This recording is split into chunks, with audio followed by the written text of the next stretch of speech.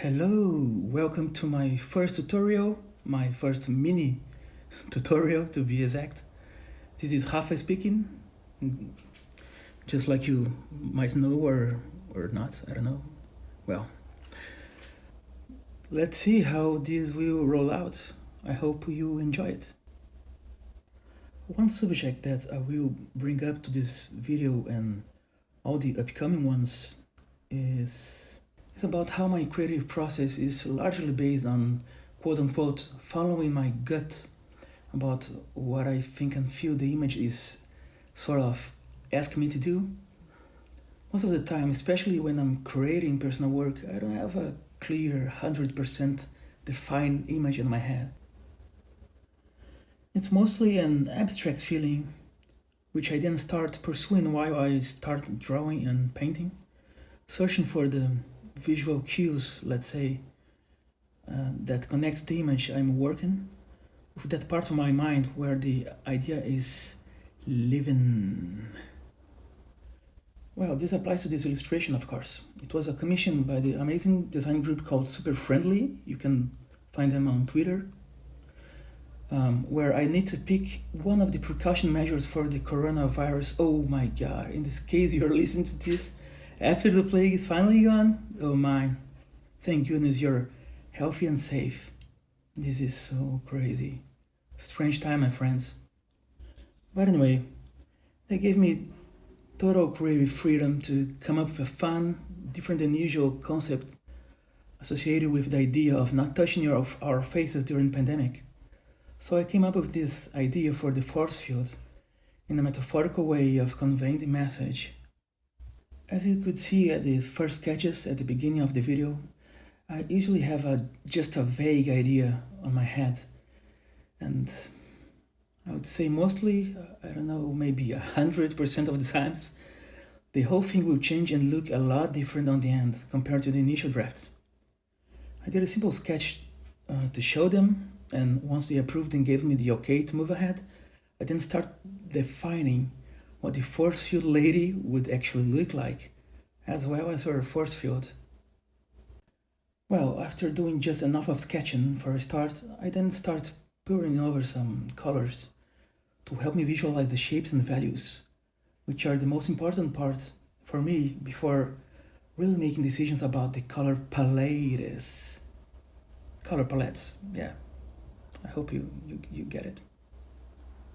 Okay, amigos, now this is where the fun, crazy part really starts, at least for me. If you look at this point, I start adding this colorful texture to the scene. I'll explain that later. This is going to be the base for the outside part of the force field. And this is where I start adding, removing, basically editing artifacts and parts of shapes, and use them to compose not only this portion of the image, but also this is where I start playing with my particular way of bending the elements of the illustration to better equalize the composition as a whole. I created the texture with a very particular technique that I've been developing for a while now, and it will be the subject for the next video I'll be doing. For now, I'll just show you how I'm using it. Soon I'll teach you about technique and how you could apply this to your own processes. What I do here is using different layer properties like lighten or darken, etc. until I find the configuration that makes the most sense, and I just start cutting, erasing and pasting whatever parts of the texture that I find fitting.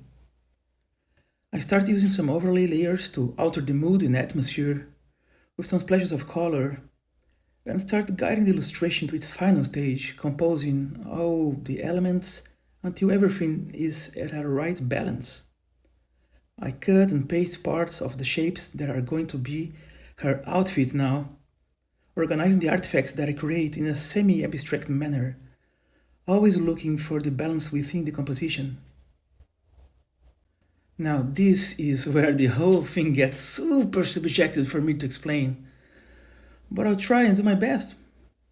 It's the sum of everything that gives mass to my work, my background and visual vocabulary, the amount of mistakes and happy accidents that I've gathered along the years, And it changes my perception of things that, with time, helps me to shape the way I visualize and execute the artwork.